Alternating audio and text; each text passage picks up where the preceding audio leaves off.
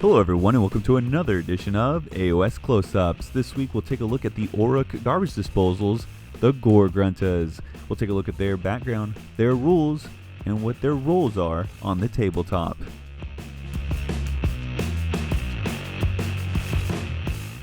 Gruntas are massive boar-like beasts with razor-sharp teeth and filthy lice-ridden hides. The Gruntas are an ever-migrating animal whose appetites and rampages devastate the wildlife and the earth itself. They can and will eat anything in their way, be it corpses, bones, rocks, and even iron. Of course, this iron never gets digested, so rather than the orcs going out to mine for it, they just harvest it from Grunta excrement. They then form it into weapons and armor, and this gives the orcs, let's say, a unique scent. Ironjaws prize these odious creatures for their destructive nature and the fact that they can help them. Oi! Get to the fort real fast like! The most reckless Ironjaws try to capture them by digging massive pits or constructing giant walled-off sections with wood and iron, then corralling the herds into them. For whatever reason, the Ironjaws then think it's a good idea to throw rock, metal, and grots just to rile them up before jumping to the pits to slam bits of iron into their hides. This will slow the boars down so that they can be mounted, but it will also serve as armor. Then the rider and mount will stampede out of the gates, the Orruk immediately looking for a good old scrap, while the Grunta belligerently tries to buck its new rider. An Orruk will never tame his mount, and will either live off the back of these beasts from this point on, or have to fight his mount every time he needs to get off and get back on. Now, megabosses treasure the swine cavalry for its ability to quickly pulverize their foes, and Gore-Grunta hordes have won countless battles in one spectacularly violent charge that smashes and grinds enemy armies apart. They are a landslide of grunting rage that leaves behind nothing but broken bodies and shattered shields.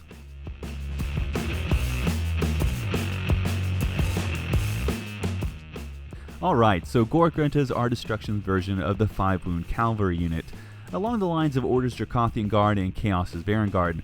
Now, the good thing about them is that they fulfill a role that the Ironjaws would definitely lack if they didn't exist. However, the comparative downside is that they are far, far inferior compared to its Order's and Chaos's counterparts. So to see what I'm talking about, let's go ahead and look at the stats. They have a strong 4+ armor save and are very fast moving at a 9-inch speed. These are fantastic stats backing up those 5 wounds, but they are both in reality just inferior to the 3+ armor save and 10-inch move of the Guard and Vanguard. Finally, the Gore-Gruntas have a very strong bravery stat of 7, which should mean they will rarely take battle shock losses, as they need to lose 2 models before there's even a chance to lose 1. Now, Gore-Gruntas can either be armed with pig iron choppas or jagged gore hackas. The choppa is very consistent, hitting and wounding on 3s, and it also has that pivotal -1 rend that gives them an added punch. The hacka has an exact same stat characteristic, except that it's 3 attacks that hit less accurately on a 4-up, and the range of the attacks is extended to 2 inches. Unfortunately, neither of these options offer a damage characteristic greater than 1, which both the Order and Chaos have. So the reason to choose one weapon over the other is going to be a very tough sell, as it's going to be extremely situational. Most people are probably going to choose the choppa. The Grunta itself attacks also with fanged maws and hooves. These are 4 attacks that hit and wound 50-50, but they have no rend and they do just 1 damage. The only upgrade option for the unit is a Gore-Grunta boss, and he gets 4 attacks rather than 3. Now, as far as abilities go, there is just 1, which is another big difference between the Gruntas versus the Dracothians and the Vanguard, which have plenty of abilities. The Gore-Grunta charge ability is triggered when you move 8 inches in your charge phase towards the nearest enemy unit. When that happens, the hooves go from 1 damage to D3 damage. And talk about having to jump through so many hoops for such a ho-hum ability. You can't just roll an 8, you actually have to move 8 inches, and it can't just be a charge into a unit, it has to be 8 inches towards the nearest enemy unit. Then after all that, if you manage to meet both of those criteria, you get an ability that has a 1 in 3 chance of actually not doing anything different.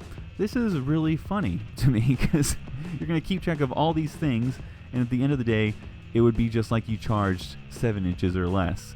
So, but whatnot, despite the comparison, despite this super powerful ability, these guys really do serve an important role for the Ironjaws, so let's go ahead and look at that role.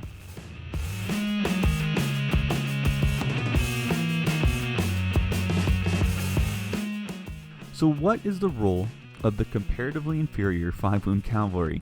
Well, it's not like the Varangarden Guard, whose role is to go smash face and win in the war of attrition. No, if you look across the Ironjaw selection, you'll notice that the army has a theme. It's very slow, with the vast majority of units only having a 4-inch move.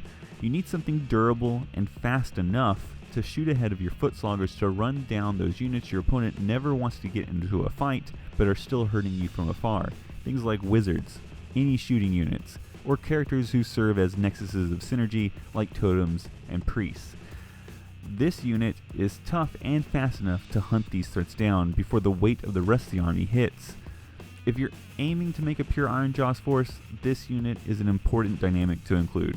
That being said, enough concentration on them will kill them, so you need to ID your target quickly and then get them there fast, because they won't make it through the game, as they will be targeted early and will probably be killed immediately after you actually hit your target. But killing a key piece or two will help your army in the long run. Now, if you want to go up to 11 on the speed of this unit, think about running the Ironjaw's Gorefist War Scroll Battalion.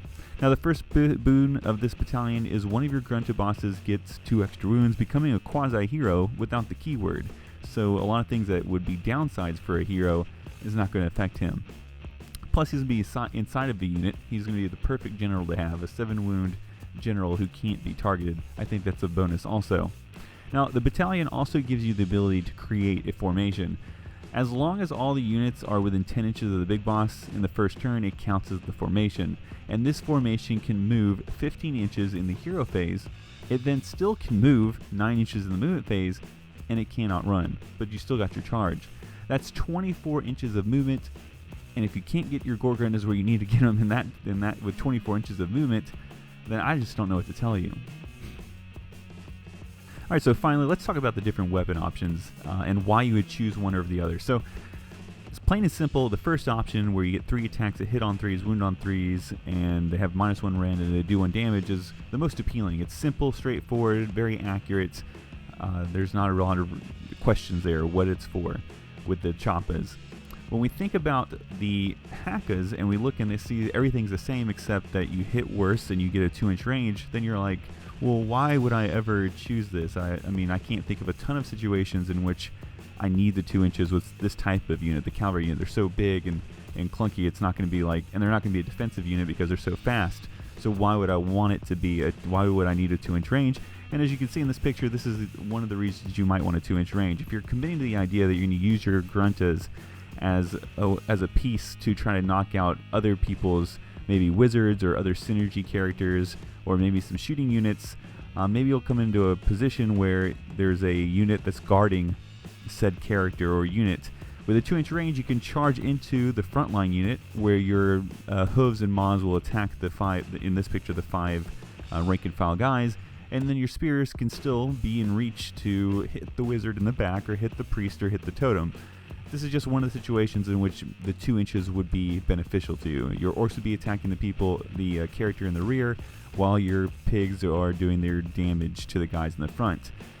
Another thing, which is a little bit more cheesy, and you're pretty much a goofball if you do this, but I mean, I guess it's something you could do, is if you want to bring a big unit of, say, 6 gruntas, and you want to move them across the board sideways, that would be a benefit of having a 2-inch range, as you can increase the amount of guys that can get into combat with such a bigger unit.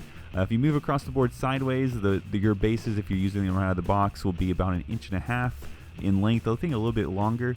So if you keep them and move them across the table, I don't know, like side moonwalk across the table and charge into people, you can maximize your attacks with the spears. Whereas if you're running with the 1-inch guys, you need to be hitting a huge unit with a lot of facing for you to get all 6 of your 1-inch guys to be in combat and getting their attacks to count. Of course, in this formation, you're not going to get your boar attacks, but those boar attacks aren't that great anyways, but they are a little bit more weight to your dice rolls that you might want. But if you're just wanting to maximize your use out of the 2-inch range, this is the best I can come up with. Move around the board sideways, charge into units sideways, get all the spear attacks you can get in. But that's just a funny thought. There's a benefit from it, so there you go. And that will conclude this episode of AoS Close-Ups. Please like and subscribe. Feel free to comment below about what unit you'd like to see next. And thank you for watching.